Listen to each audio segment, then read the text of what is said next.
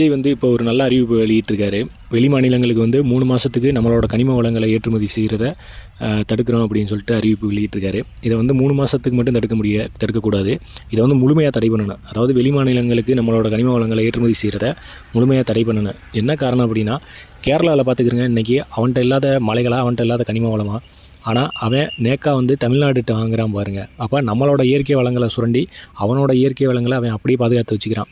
இதுக்கு முன்னாடி இருந்த திமுக அரசாங்கம் இது அவங்களோட குடும்ப சுயலாபத்துக்காண்டியும் அவங்களோட கட்சி சுயலாபத்துக்காண்டியும் நம்மளோட கனிம வளங்களை ஏற்றுமதி பண்ணிச்சு வெளி மாநிலங்களுக்கு. ஆனால் உண்மையிலே தளபதியை வந்து பாராட்டணும். இந்த விஷயத்தில் அவர் வந்தோடனே நல்ல முடிவு எடுத்திருக்காரு. அதே மாதிரி அமைச்சர் பிரபுவும் இதுக்கு வந்து நல்லா துணை நின்றுருக்காரு. இதை வந்து முழுமையாக தடை பண்ணுங்கள். அதே சமயம் நம்ம நாட்டில் இருக்கக்கூடிய கட்டுமான பணியாளர்களுக்கு இந்த கட்டுமான பொருட்கள் கிடைக்கக்கூடிய அந்த வழிவகையும் செய்து வச்சுருங்க. ஏன்னா அவங்களுக்கும் நம்ம மாநிலத்தோட இன்ஃப்ராஸ்ட்ரக்சரும் வளரணும், நம்ம மாநில தொழிலாளர்களும் பாதிக்கப்படக்கூடாது.